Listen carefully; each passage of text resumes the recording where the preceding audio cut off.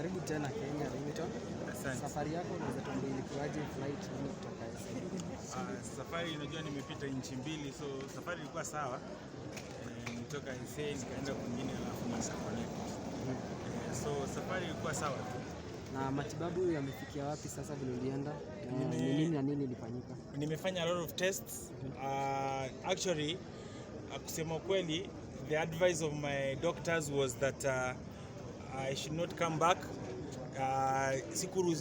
Madaktari wamekataa nisirudi Kenya, lakini nimerudi Kenya kwa sababu nimeona Wakenya wengi sana wananililia, wako frustrated.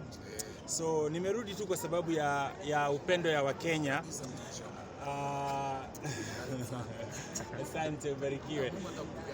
Sawa. So basically nimerudi kwa sababu Wakenya wengi wako frustrated juu yangu, juu ya afya yangu. So nimerudi tu kwa sababu ya hiyo. Otherwise sikufaa kurudi. Now chairman, ni Chief Apoko kutoka Plug TV hapa. Yes. Ningependa kuuliza leo asubuhi Alai alikuwa pale koti. Yes. Na akasema kwamba yeye hakujui na mjai kutana na akakana kwamba hakukupiga. Okay. Maoni yako ni gani? Mimi naweza sema kwamba kuna watu ambao huwezi danganya. Unaweza danganya Mafala, lakini Kenya Mafala waliisha. So sidhani kama Kenya iko na wajinga. Sasa hii kuna upungufu wa wajinga Kenya. Sasa hii kila mtu amechanuka Kenya. So mimi nitamjibu aongojee kesi ishe, lakini kuna upungufu wa wajinga Kenya. Chairman, watu wanasema labda ulienda South Africa kushoot video wala sio matibabu. Hiyo unasemaje hapo? Walisema hata siku wakati nilivamiwa walisema nilikuwa nacheza kipindi. So na hata hiyo pia nitawaambia wasubiri waone kama ni video. Mimi yani hii ni straightforward case. So wao wasubiri, kesi imeanza. Hivyo tu. Mr. Ringtone, kuna tetesi kuwa haukuwa South Africa lakini ulikuwa Seychelles. Ni kweli ama ni uongo? Kule ambako nilikuweko isikwe ni hoja kwamba Ringtone alikuwa nje ya Kenya akitafuta matibabu. Na kweli nimefanyiwa matibabu, nimefanyiwa tests na madaktari wamesema sikufaa kurudi, nilifaa nisubirie kidogo nje ya Kenya, na ni kwa sababu ya upendo wangu kwa Wakenya. Naona wamama wananiombea sana. So mafans wangu kwa sababu yao ndio nimerudi tu. Labda unaweza tuambia hizo test na matibabu yenye umepitia yamekugharimu kivipi? No, yamenigharimu pesa nyingi kwa sababu nyinyi media, mimi sitaki kuanza kusema. Unajua hii ni vitu yani in the right time hizo costs zitaweza kutokea kotini, mtaziona. Na Mr. Chairman, yes. Ningependa kujua ulikuwa umesema kwamba unaweza fanyiwa uchunguzi kwenye kichwa kwa sababu maumivu yalikuwa yamezidi. Sasa sijui huo uchunguzi ulifika wapi? Je, uliambiwa kwamba utafanyiwa surgery ama what will happen? No. Actually nimefanyia hizo tests zote za kichwa vile ambavyo nimewaambia, na kwa sababu nimewaambia nimetoka ghafla kurudi, nilikuwa natarajia nilikuwa nafikiria actually kesi itakuwa kesho. Lakini ni kama hiyo kesi ilifanywa kwa haraka, nilikuwa nakimbia pia mimi nikuwe kotini kwa sababu kesi ni yangu. So nimekuja kabla results zenyewe nizipewe. So nadhani in the next 1 week madaktari wataweza kunitumia hizo results. Na alafu pia Mr. Chairman, wewe kama chairman wa nyimbo za Injili kutoka hapa Kenya, wewe unaona future ya gospel industry iko wapi? The future of gospel music industry is very bright kwa sababu Kristo si kazi yetu, Kristo ni wa Mungu. Sisi tunafanya kazi ya Mungu. So kama kuna watu ambao wanaona wasanii wa gospel wafanyi kazi nzuri, mimi nataka kuambia kwamba ile kazi tunayoifanya ni kazi ya Mungu, na hata Yesu mwenyewe alisema mkikataa nyote kumuimbia ama kumtukuza hata mawe inaweza. So maybe sisi ndio mawe ambayo Mungu ameinua, mawe kiroho maybe ambao tunamsifu kwa sababu nyinyi wazuri watakatifu mmemkataa Yesu. Labda Ringtone, tukiwa hapo kwenye wasanii vile Alai alikuwa attack, tuliona wasanii wengine wakikucheka kama kina Willy Paul. Unachukuliaje hiyo? Unajua kuna wasanii ambao ni wasanii wanapenda mchezo. Mimi hata ule msanii ambaye kama Willy Paul ambaye nimemkosoa mara mingi, siku Willy Paul atapata shida, na nimeshasema mara mingi, mimi simkosoangi Willy Paul kwa sababu namchukia. Namkosoa Willy Paul kwa sababu tu ya zile vitu ambazo ni obvious. Umenielewa? So Willy Paul akakuwa mgonjwa, nadhani mimi ndio nitakuwa msanii wa kwanza ambaye atafika hospitali kumuona, nitakuwa msanii wa kwanza maybe hata ambaye atamlisaidia kulipa bill, kwa sababu nampenda kama mtoto wa Mungu. Tunakosana tu yeye ni secular artist, ametoka kwa gospel peke yake, hakuna chuki. Alafu umestatia, labda unaweza tuambia labda safari yako ya South Africa imekukosta hela ngapi ya Kenya?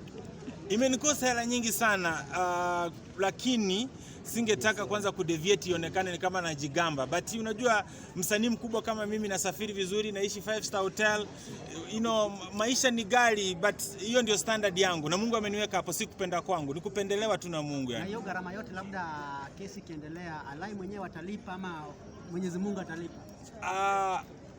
Niseme hivi, na kwa sababu nawaongelesha, nataka muweze kupasi message.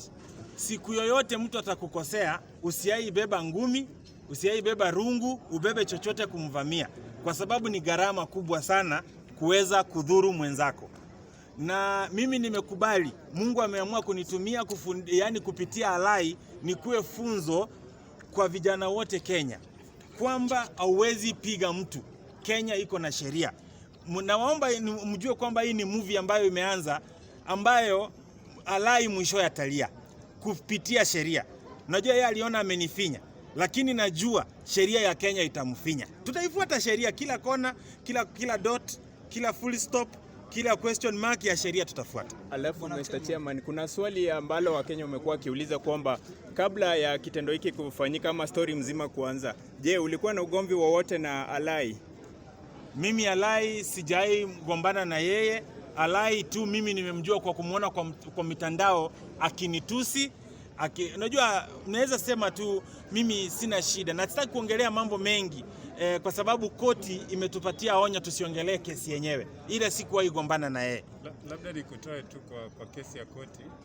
Kuna hii issue ya Ezekiel Mutua ambaye imehappen when you are away. Yes. Wewe umeichukuliaje kama msanii? Mimi nataka kusema ni makosa makubwa sana serikali kumfuta Ezekiel Mutua kazi, kwa sababu Ezekiel Mutua ndio mtu peke yake mmoja mwenye anajaribu kukosoa wale wasanii ambao wanachukua usanii too far. Yaani unajua tunaruhusiwa kufanya usanii na Kenya iko na freedom of speech, lakini kuna wakati vijana tuna take it too far, na unapata wazazi wengi hawajui mtandao, watu wengi wa serikali hawajui mambo ya mtandao, but Ezekiel Mutua ndiye alikuwa the right person wa kukosoa akina Eriko Mondi. Wakati unajua kuna wakati Eriko Mondi ashaitoa nguo zote, unajua. So ni usanii, ndio mnaruhusiwa kufanya usanii, tunaruhusiwa, but sometimes take it too far. So Ezekiel Mutua was the right person kwa hiyo kazi. Mimi nataka kuambia serikali imekosea sana kumfuta Ezekiel Mutua kazi, na tunataka imrudishe hiyo kazi, kwa sababu hakuna makosa yote amefanya. Okay, kama kuna makosa ya corruption sitaki kusema, lakini kama kuna mtu ambaye alikuwa anapigana na tabia mbaya ilikuwa Ezekiel Mutua. Lakini chairman hapo Ezekiel Mutua, wewe kama msanii amekusaidia na nini hasa tangu aingie kwa hiyo ofisi? Kwani Ezekiel Mutua si ako kwa serikali moja tu? Simuanze kuuliza kutoka juu mpaka chini tumesaidiwa aje? Kwa nini mnataka kuwekea shida zenyu zote Ezekiel Mutua, na ni mtu mmoja tu?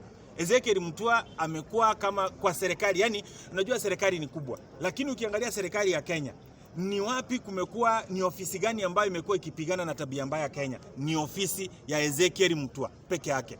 Nataka kusema hivi, Ezekiel Mutua hata usiporudishwa kazi, umepigana, umekimbia resi yako, umefanya the right thing. Kama ni corruption, mimi siwezi kukutetea, lakini kama umetolewa kwa sababu ya kupigana na tabia mbaya, ni sawa, Mungu atakulipa. Lakini inasemekana kuwa Ezekiel Mutua si kwamba alifutwa kazi, ni term zake zilikuwa zimekwisha.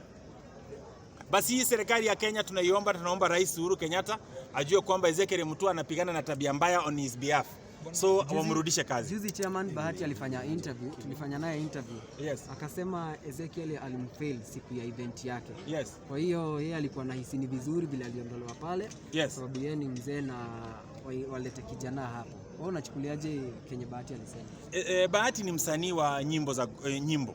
Hata anafaa kuwa na complain juu ya Kekobo. Kwa sababu kama msanii mwimbaji, ofisi Bahati anafaa kuwa anaangalia na gombana nayo ni Kenya Copyright Board. Si ya film, umenielewa? So Bahati anapigana na the wrong office. Ezekiel Mutua amefanya kazi mzuri tu. Wale wana complain wote ni wasanii wako na tabia mbaya. Now Mr. Chairman, Yes. hivi majuzi kuna blog anayejulikana kama Mutai alisema kwamba hela zako si za halali, Yes. ya kwamba unaendesha magari ambayo Yes. ni ya kuibwa. Yes. Wewe maoni yako ni yapi kuhusu tetesi hizo? Kenya iko na ofisi za serikali zote za maaskari wako Kenya. Kenya sidhani kama askari wa Kenya wamefunga ofisi. Kama kuna mtu ambaye ameibiwa, kama kuna mtu ambaye akona complaint yoyote, anaruhusiwa kwenda ofisi yote ya CID ya polisi ashtaki Ringtone. Lakini hawa vijana ambao wako na wivu juu wenzao wanaendelea, wataendelea wakisema hivyo. Hivyo tu. Chairman, inasemekana kwamba unatumiwa kuharibu siasa zake Robert Alai, kwa sababu inasemekana kwamba mwaka ujao watakuwa nasimama pale Nyando constituency. Namwombea sana achukue kiti, ila lazima ajibu mashtaka, period tu. Mimi sina mambo mengi na hakuna mtu nachukia Kenya. Mimi nachukia shetani peke yake. Hivyo peke yake. Mwenye nachukia Kenya ni shetani. Kama jina yako si shetani, mimi sikuchukii. Bwana Chairman, hivi tangu hiki kisa kikupate, tujaona msanii wote akikupost, maybe akikuish quick recovery. Do you think wasanii wa Kenya wana umoja ama nini nafanya wajaonesha ushirikiano na wewe wakati mgumu kama huu kwako? Kuna wasanii ambao wamenipost, kuna comedians ambao wamenipost, wale wengine hawajanipost, siwezi wakasirikia, ni kwa sababu mimi at least ni msanii ambaye nimekomaa kidogo. Wengine naweza sema ni wanaangalia hii kama competition. Ikifika afya ya mtu si competition. Ikifika mahali mtu amevunja sheria kwa kupiga mwenzake si competition. Hivyo tu. Chairman, shida yako na Mlamwa ni gani? Kwa sababu naona mnarushiana sana maneno. Mlamwa hajai kuwa na conflict yoyote. Mlamwa ni rafiki yangu. Hiyo ni usanii tu. Kwa hiyo ni utani mnafanya. Hiyo inakuwa utani. Sasa Ringtone, na swali la kizushi kiasi, kando na story yako na Robert Alai, hivi harusi ni lini jamani? Natafuta bibi. Naendelea kuomba sana. Unajua sasa sometimes sisi wasanii wa Mungu tunakuwa busy na kazi ya Mungu. Sometimes maybe tunasahau. But Mungu atatusaidia. Tunafanya kazi ya Mungu. Biblia inasema seek the kingdom of God and everything will follow you. So sisi tumemalizia hapo kwa leo. Swali la mwisho Ringtone, kuna wakati ulikuwa unasimama kule Kisii. Labda mwaka ujao tutarajie pia utaingia kwa siasa. Kwa leo nimetoka safari, nimechoka, mimi ni mgonjwa. Naomba tu tumalizie interview hapo kwa leo. Kesho nitawaita kwangu, ama weekend naweza wachomea mbuzi mkuje kwangu, alafu tuendelee na mengine. Ya mwisho kuna watu wamekuwa wakifanya challenge yako. Yes. Kwa mpigwa rungu, one message to them. Napenda sana vile ambavyo wanafanya, kwa sababu wana create awareness ya violence ambayo nilifanyiwa mimi. Ni vizuri sana, na naomba waendelee, kwa sababu waendelee mpaka kesi ishe, kwa sababu kuna watu ambao hawajaona hii kesi ikiwa serious. Lakini nakwambia wakiendelea pole itakuwa ni funzo kwa kila kijana Kenya. Ndio watu wasipigane kwa barabara. Mtu akikosea mshtaki. Hivyo peke yake. Swali la mwisho kabisa. Barikiwa baba. Swali la mwisho. Labda tangu Alai kwa track, ni challenges gani umepata kwa biashara zako? Maana tunaona uko huku na huku, uko hospitali, labda imeperfect aje kwa biashara zako?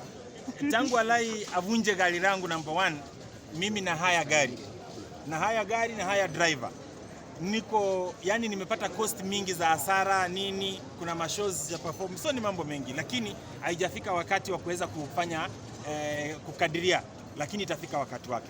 Asante sana Chairman. Thank you. Welcome.